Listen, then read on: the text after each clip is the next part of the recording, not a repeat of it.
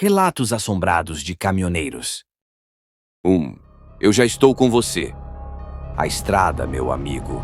A estrada é um livro aberto de histórias, boas, ruins e algumas que a gente nem sabe se foram reais ou se o cansaço pregou uma peça na cabeça da gente. Essa aqui, bem, essa eu juro que não foi sono. Era uma noite como essa, chuva que não dava trégua na Dutra, perto da Serra das Araras. Chuva forte, daquelas que lava a alma e tira a visibilidade. Eu vinha de São Paulo, rumo ao Rio, com uma carga de eletrônicos. Cabine quentinha, café no térmico e a mente divagando ao som do limpador de para-brisa. Foi quando eu vi uma silhueta, lá na beira da estrada, no acostamento, sob a copa escura de umas árvores. A princípio pensei que era só a ilusão da água e da luz, mas não.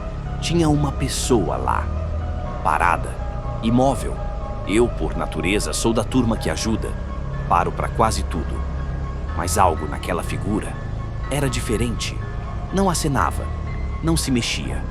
Apenas estava ali como uma estaca no chão. Usava uma capa dessas antigas de chuva que parecia absorver a pouca luz que os meus faróis lançavam. E não tinha mala, nada. Passei direto, claro.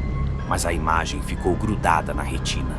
Aquela pessoa, sozinha no meio do nada, sob aquela tempestade. Me deu um arrepio na espinha. Uns 5 quilômetros depois, a cabeça começou a remoer. E se fosse alguém precisando de ajuda séria? E se eu fui um covarde? A consciência pesou. Olhei no retrovisor. Nada. Só o negrume da noite engolindo a estrada atrás de mim. Então tomei uma decisão estúpida.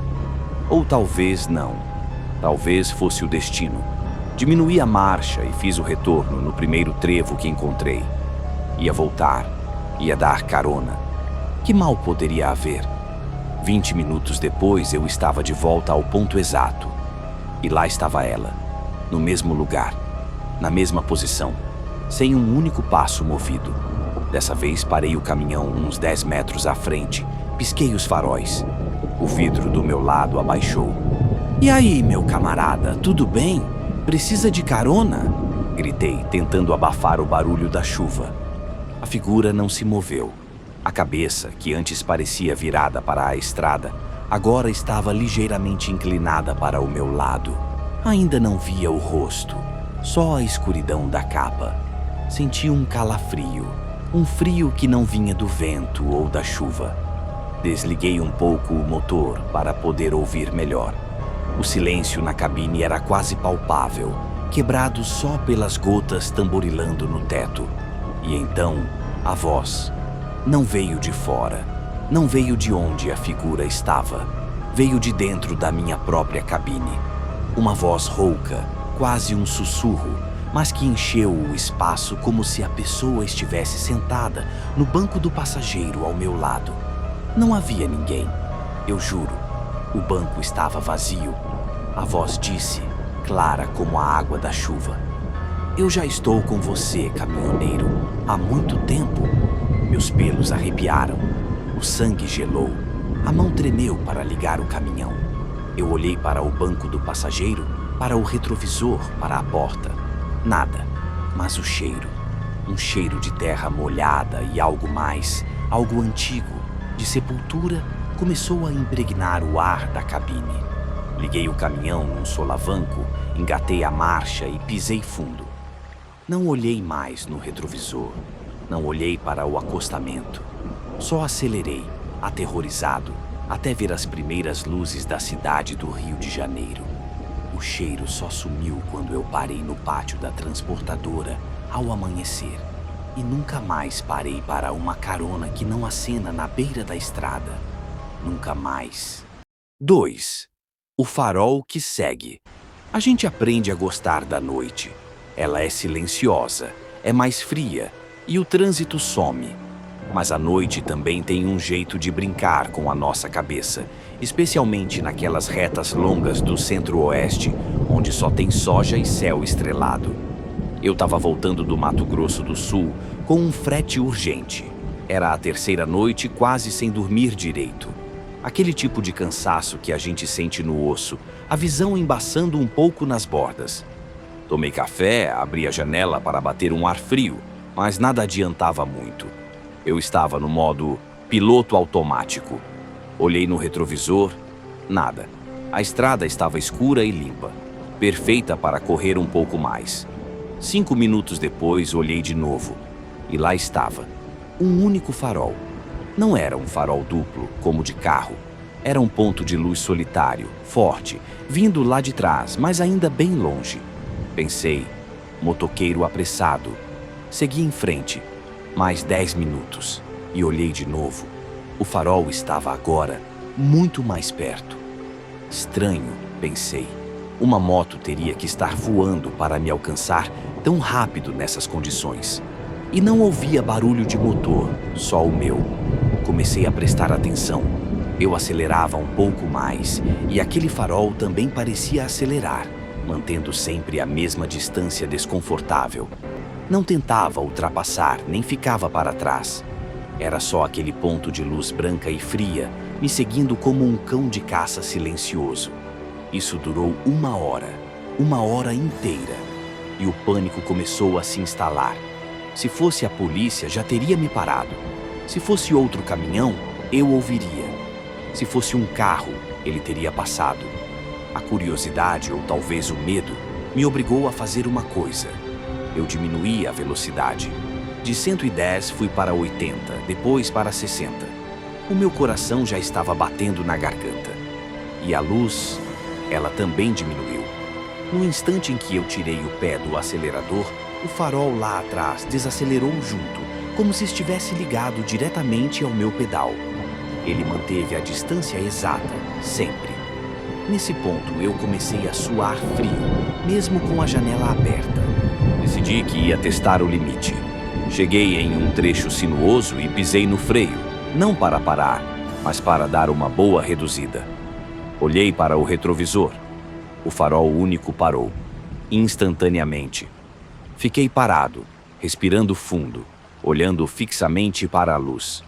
Ela era alta, parecia flutuar um pouco acima do asfalto e não havia sinal de um veículo ao redor dela. Era apenas a luz. Fiquei ali por uns 30 segundos. Quando voltei a acelerar, o farol reacendeu e começou a me seguir de novo, na mesma distância. Naquele momento eu soube. Não era um veículo, não era uma pessoa. Era uma daquelas coisas da estrada que acompanha a gente no escuro para lembrar que não estamos sozinhos, mesmo quando não há ninguém. Eu só consegui me livrar daquele farol maldito quando cheguei na divisa de estado e o sol começou a nascer, pintando o céu de laranja. A primeira luz do dia o fez desaparecer. De repente sumiu, como se nunca tivesse existido.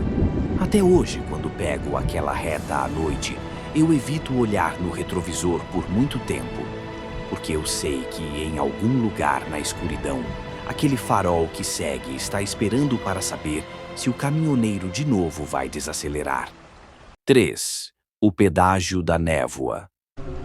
A gente detesta a estrada de serra à noite, principalmente quando a neblina baixa.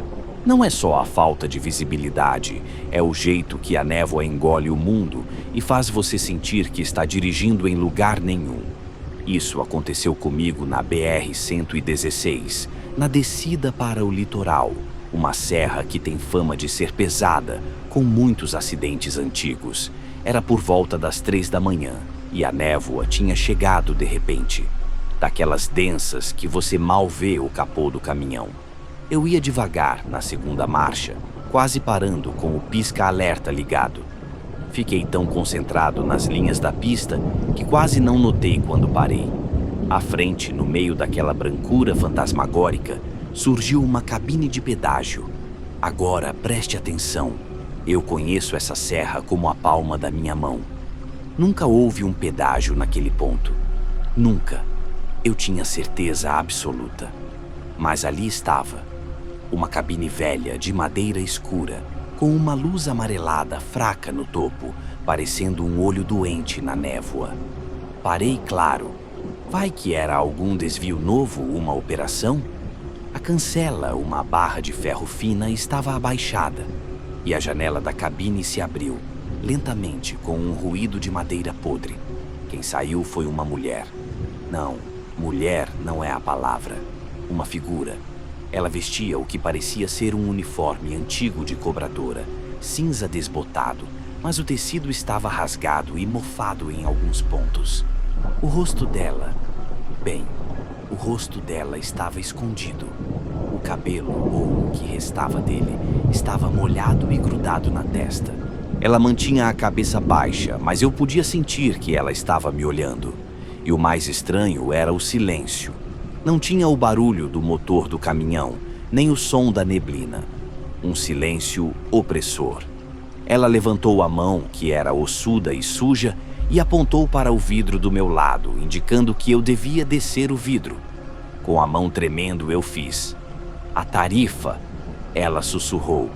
A voz era como folhas secas sendo amassadas, quase inaudível. Qual a tarifa, moça? Perguntei, tentando manter a compostura. Ela não respondeu. A mão esquelética moveu-se do vidro para o meu lado, e eu vi o que ela segurava. Uma moeda. Não era um real, nem um centavo antigo. Era uma moeda enferrujada, escura, com um buraco no centro.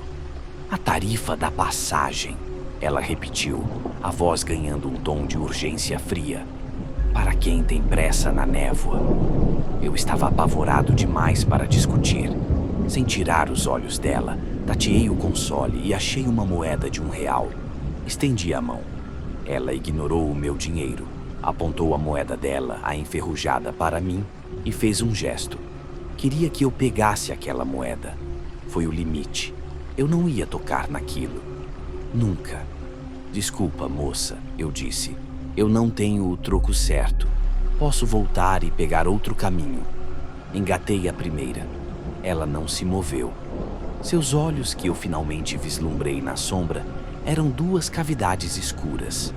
Quando o caminhão começou a andar, bem devagar, em vez de levantar a cancela, ela simplesmente desapareceu na névoa.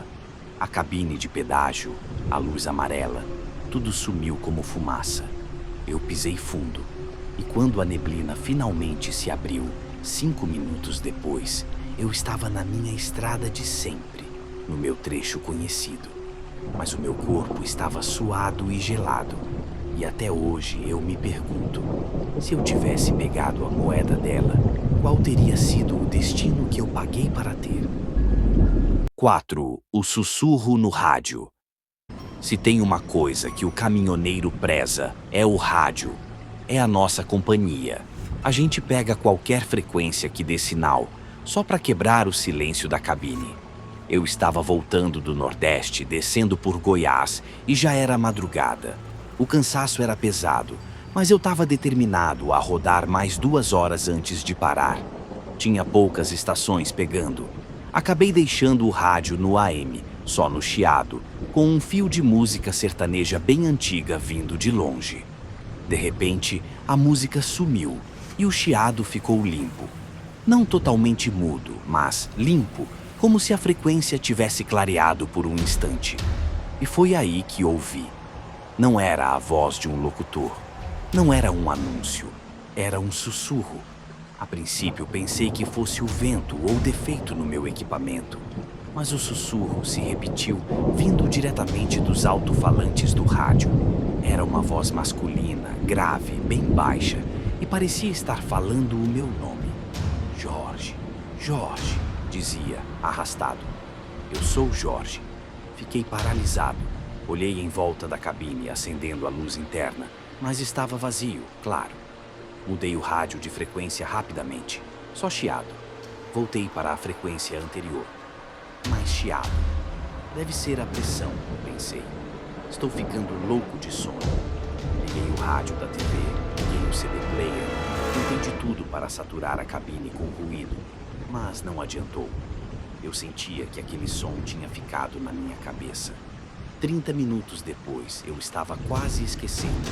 Puxei um cigarro e estava concentrado na pista quando, de novo, o rádio, o chiado parou.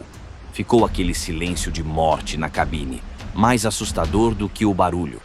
E a voz veio de novo, agora mais perto, mais urgente. Jorge, você vai passar por mim agora. Não feche os olhos, Jorge. Olhe para mim. Meu corpo travou. Onde eu ia passar? Eu olhei para o GPS, para as placas. Eu estava chegando perto de um viaduto antigo, um trecho sem acostamento e com mato alto dos dois lados. Eu pisei no freio, mas não parei totalmente. O coração batia tão forte que eu achei que ia rasgar a camisa. Nisso, a voz do rádio soltou uma risada seca, rouca, que fez o cabelo da minha nuca arrepiar. E o rádio gritou com uma clareza que só pode ser descrita como sobrenatural. Eu estou aqui. Quando passei exatamente debaixo da estrutura do viaduto, na escuridão total que a ponte jogava na pista, vi algo. Não deu tempo de processar a imagem, mas foi rápido, na lateral direita, no limite do meu campo de visão. Uma coisa alta, escura, desproporcional, que parecia estar pendurada ou agachada nas vigas do viaduto. E os olhos? Os olhos eram 2 pontos de luz vermelha que brilharam por um microsegundo na escuridão. Exatamente quando o rádio parou de gritar. O motor do caminhão deu um solavanco, como se tivesse engasgado.